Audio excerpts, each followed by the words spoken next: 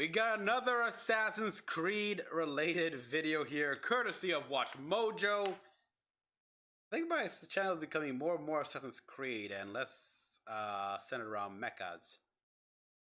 Well, then again, it was never really centered around mechas, even though I should be doing that because I'm Mecha-san and I should be mechs and everything. I love mechs, you can tell, but well, I just post what I like.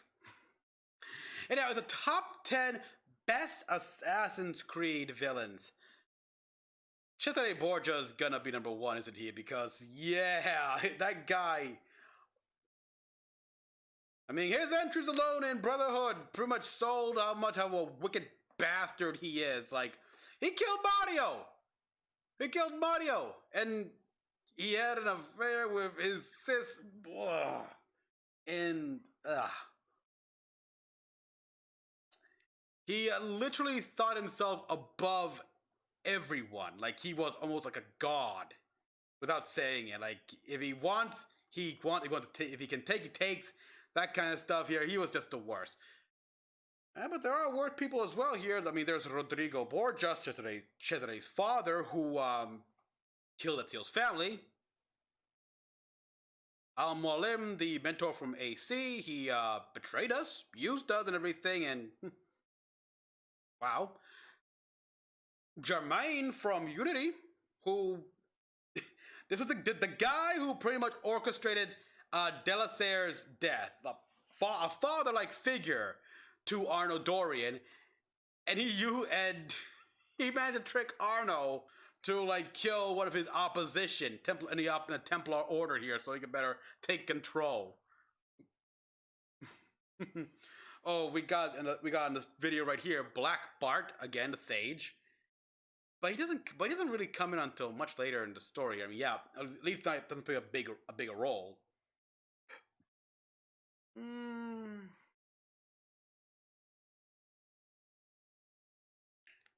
I wouldn't say maybe Charles Lee, rather than, I mean, yeah, some would say Haytham Kenway, but he wasn't really that big of a bad guy that like tried to help Connor because the father. I'm just thinking, Crawford Starrick, nah. I'm pretty sure, like, all record of Crawford Starrick was erased from the history books. That's why, at least in lore, he is not mentioned in history. There's so much. But these men, Burgess and Cockram, they cannot be allowed to leave with word of my escape. Welcome to Watch Mojo, and today we're counting down our top 10 Assassin's Creed villains. King Washington. And insult us. Again, I gotta look back at my recording there, but I'm pretty sure I let her go. How do you expect me to respond? I don't know. Genetic memory. Warden Vidic. Tutorial. Very well. Called Oh, yes. You know, Warden Vidic. Let me just take a moment there. When we first used the apple, when I first used the apple on AC3 when it originally came out to kill Vidic, I enjoyed it. And I didn't know much of the background lore and stuff, like about Daniel Cross and everything like that here, what he did and such. So when I played the remastered and we got to that point, I was so... Oh, it was so gratifying to use the apple to make his own guard, put a bullet in his head.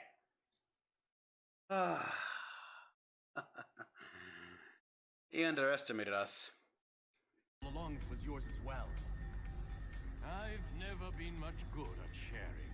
For this list, we'll be looking at the antagonists who Alexios, have the most lasting impact for fans or Deimos, of yes. adventure games. And this is based on their character we got qualities, Titania King level of Washington. success within the story, and connection to the main protagonists. A time, Which Assassin's Creed villain do you think a possible timeline where he became a king.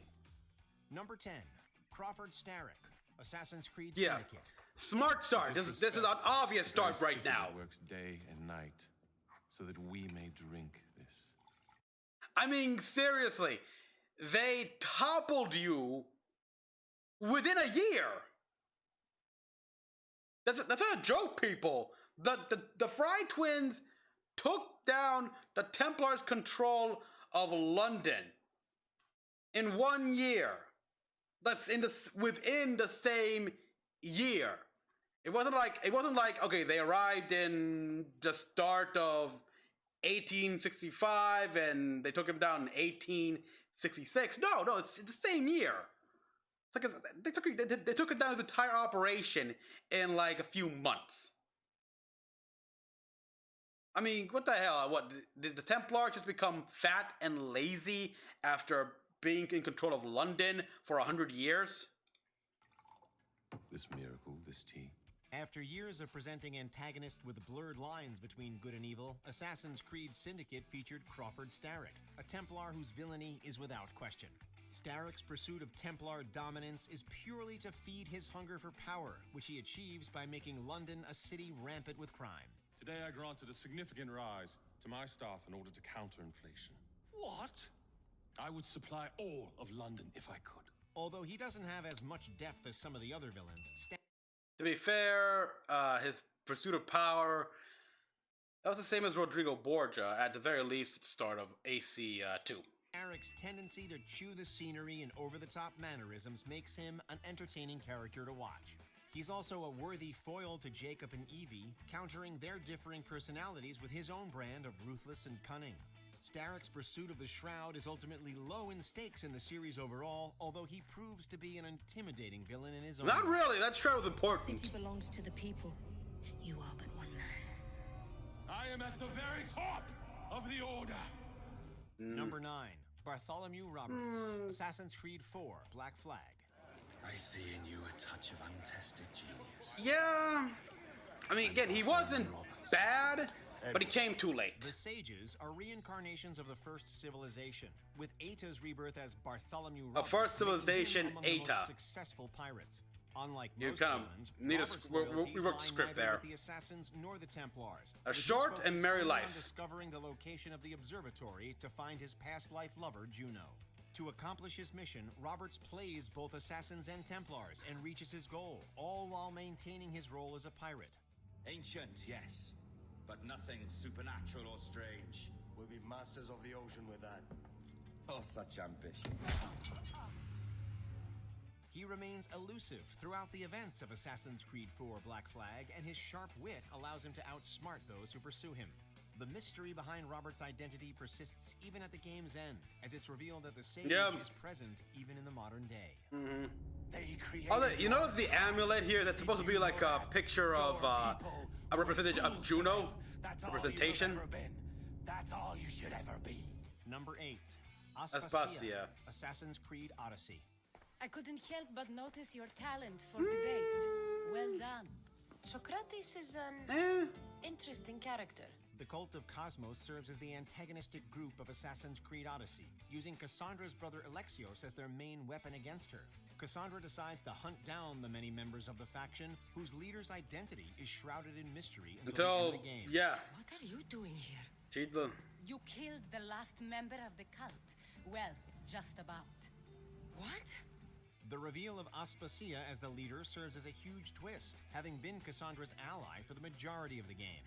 Although it's directly because responsible for the many tragedies that Cassandra and her family suffered, Aspasia displays genuine remorse for her actions. This makes her the only antagonist to admit her mistakes, with the players having the option to let her live. Aspasia ultimately represents the turn for the worst villains take in this series in the name of good. I couldn't have done this without you, Cassandra. You're doing the right thing. I always try to do what's right. Then we're after the same thing. Number 7. Yeah, and again, what's the canon choice? Did Aspasia die? Because I don't know, so I should look that up, actually. And George Washington, I gotta admit, it's pretty high.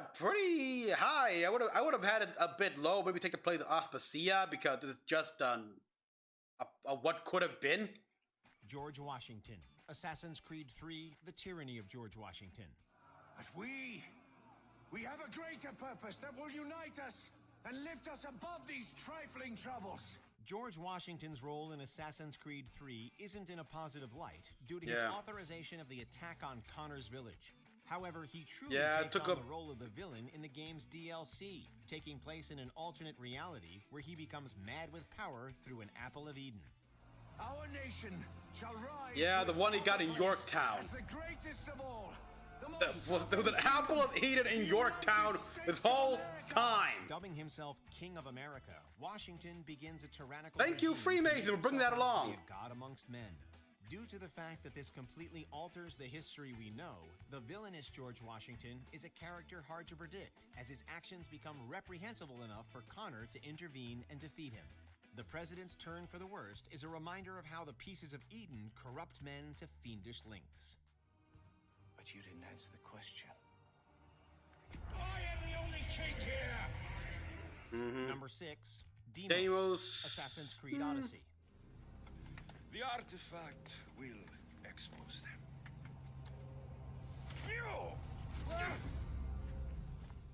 The children of Nikolaos and Mirren are separated after a prophecy dooms their fate. While Cassandra ends up carving her own path, Alexios is brought up as a brainwashed weapon of the cult of Cosmos, now going by the name with the sword. What can that sword actually do? I mean, obviously the sword, probably similar to what the staff is doing. Despite several attempts by Cassandra to rehabilitate her younger sibling, Deimos' personality is driven completely by his rage. The contrast with Cassandra makes Deimos the most personal antagonist yet, with the protagonist actively attempting to prevent fighting her brother. Due to Deimos' similar abilities to Cassandra, he's set up as the perfect foil to the main character. His tragic background also makes him one of the few villains that players can genuinely sympathize with. My destiny is clear. And I won't let you get in my way. Number 5. Rodrigo Borgia. Really? 5? Let's see. Tomorrow, a new sun rises over Firenze. Yeah, the first that villain guy. to have a constant presence in the main character's journey, Rodrigo Borgia served as Ezio's target for more than 2 decades. Oh boy, yeah, Unflinching in his 2 quest decades. for power, Borgia displays all the dastardly traits of an antagonist who isn't afraid to harm even his own family to further his needs. Don't you see him? The prophet is already here. Nah. I am the prophet. Nope, he was The not. character is credited with truly introducing the pieces of Eden and the lore of the first civilization, with his pursuit of the vault placed as the backdrop of the second game. Borgia's strategic brilliance is difficult to top as he seizes. But after this, he kind of like mellowed out. To become the Pope. He mellowed out here once he realized that he was not that important in the grand scheme of things. Ezio's heroic nature. Get it over with, then. No. Killing you won't bring my family back. Alright, I gotta point out this thing. Okay, on one hand, look, the main reason is because he couldn't kill Borgia right there because it's not historically accurate, but he could have come up with a better reasoning for that. It's like, okay, yeah, don't kill him for revenge. Good moral. Kill him because he is the Grand Master of the Templar Order, your sworn enemy, and your target. He has already done a lot of vile acts, not just to your family, but to several other people, so end it! In a way, this scene, well, yeah, it showed his heroic nature. It also showed that he was still, even after 2 decades, very naive. Still a bit of a child naivete. Something he learned and got rid of in Brotherhood. Number 4. Warden Vidic. Assassin's Creed. Really? Assassin's Creed 3. Really? This guy? Is that number 4? No, make it higher. It's a projector that renders genetic memories in 3D. I mean, this guy was technically the architect for the Assassin's Purge. Was the overarching antagonist of the Desmond Miles saga. The first villain to appear as well, Vidic's abduction of Desmond kickstarts I mean, the it was franchise him and places brainwashing him as the Daniel representation Cross of the that, modern-day Templars. yeah, Despite that pretty much, lacking an action-oriented that role, pretty Vidic's much led to the clear practical as he extinction expertly of the manipulates Brotherhood in the characters around modern him to era. We've got the map. How many? At least half a dozen. We don't need them all. We should assume some amount of decay. I can't imagine they'll all still be functioning. This includes placing Lucy Stillman as a Templar double agent, along Yeah. with brainwashing Daniel Cross to serve the Templars. The complete lack of Yeah, that was a shock here when we learned that. is an accurate portrayal of the ultimate ruthlessness of the Templars and just how far Abstergo has come in becoming an evil faction. All this makes his ultimate defeat all the more sweet to behold. Oh, yeah, gratifying. Come on. No! Payback time! My only regret is that we don't Number see the 3, bullet through his head. Al-Molim, Assassin's Creed.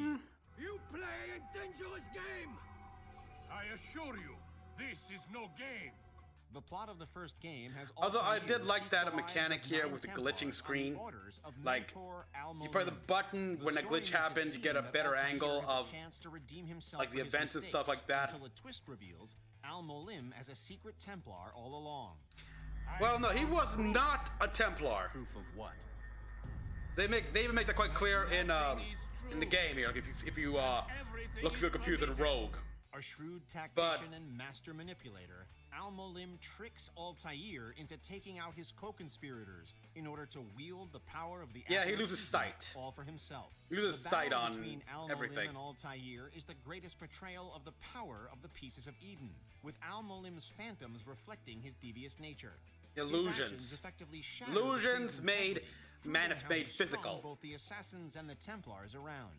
So it seems. Nothing is true, everything is permitted. You have won then. Go and claim your prize.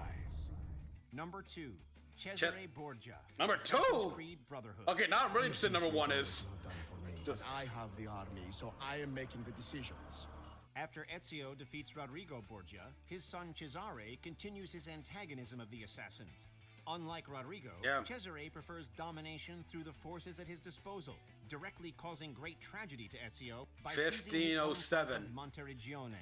A combination of cruelty and an insane god complex, Mm-hmm. Cesare Borgia loses his mind completely as the story progresses. Where is the piece of Eden? Stop!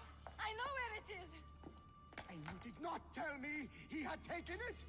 This makes him even more dangerous, with Cesare going so far as to killing his own father to maintain control. With a His poison that hostile was historically takeover accurate, too. resulted in Cesare being the most powerful man in Rome, forcing Ezio to create an entire brotherhood to have a chance at challenging Cesare. Oh, yeah. His Can we have a villainy is game such with that even Claudia? future Templars consider Cesare's reign a dark age for the faction. You cannot. Cesare and Rodrigo, actually. No man can murder me. Before we continue, be sure to subscribe to our channel and ring the bell to get notified about our latest videos. You have the option to be notified for occasional videos or all of them. If you're on your phone, One thing I gotta say about Brotherhood there. At the end, where papal forces arrest Cesare. Like, did they, was there a problem in behind the scenes here? Was the whole, like, a yearly release schedule that was a sign of it getting to them? Like, becoming harder and harder to do because, well, I've read up the summaries of the novelization in which it tells more details what happened after that here, where Ezio follows the papal guard was and learns that they were attacked by Borgia faction that freed Cesare and everything. Then there was a whole thing like before he faced Cesare for the final time, he actually went to the Colosseum vault and put the apple there. So yeah, it's like, but they just cut up all that. make sure to go into your settings and So yeah, I switch gotta on wonder, did it run out of time until Number 1, Haytham Kenway? Assassin's Creed 3. He was convinced you could All become right, the fine. best among us. I expect you will not disappoint. I don't plan to, sir. Okay, it was Haytham the Kenway is introduced that the similarities between Templars and Assassins come to notice. Assassin's Creed 3's prologue is played through Haytham's point of view, and the implication of him being an assassin is shattered with the reveal of Haytham's status as the Templars' Grand Master. of the colonial An extremely assassins. layered character, The colonial Haytham Templars. brings a certain charm through his wit, humor, and tendency to keep his cool. His father-son dynamic with Connor places a genuine connection between the hero and the villain, further intensifying their final clash. Then what do you propose? I will find a guard. Which the final clash took place quite differently in the book. The evil Templar role by truly believing in the Order's cause, making points that can't be argued against. There's still enough ruthlessness in him, however, for us to want to take him down. Yeah. Thus fulfilling his role as the villain.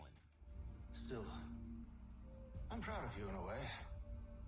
You've shown great conviction, strength, courage. All noble qualities.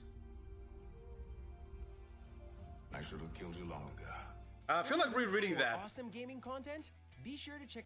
Man, I feel like rereading that Connor's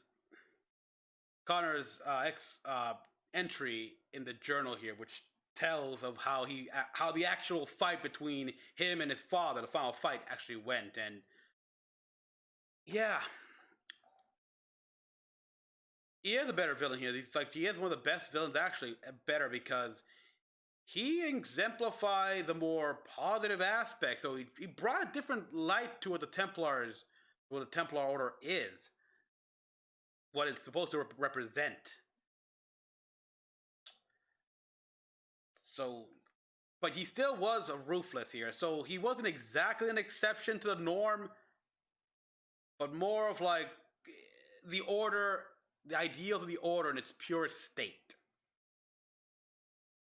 Well, as pure as it can be, given all things considered, especially in the time period.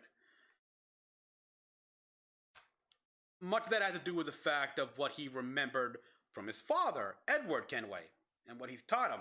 I mean, apparently, Edward taught Haytham how to frickin' sword fight since he was a little kid here. Something that doesn't really happen.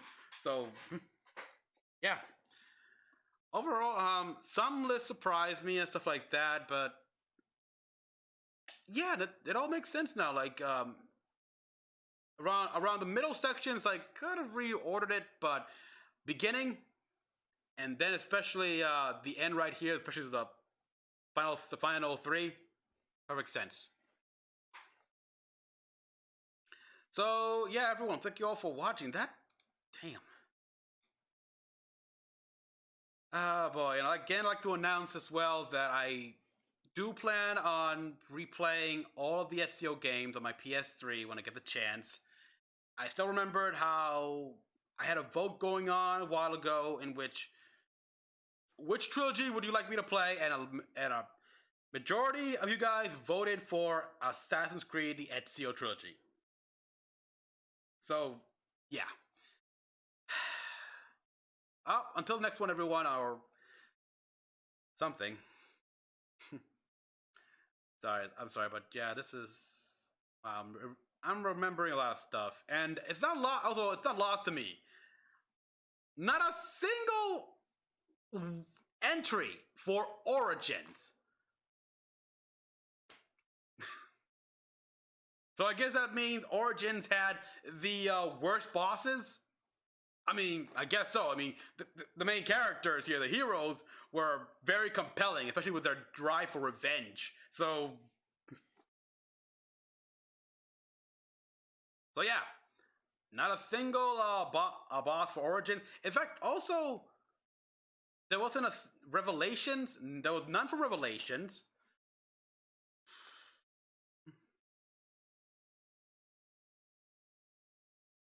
And there was none for Unity either, actually. Huh. I'll be.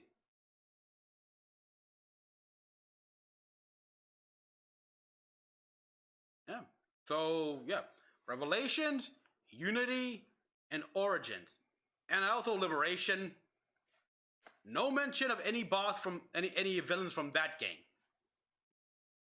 Well, so yeah, everyone, thank you for watching. Tell me what you thought in the comment section down below. Any villains you wish to replace at some point? Tell me. Until then, this is Mecha-san, and I'll see you guys next time.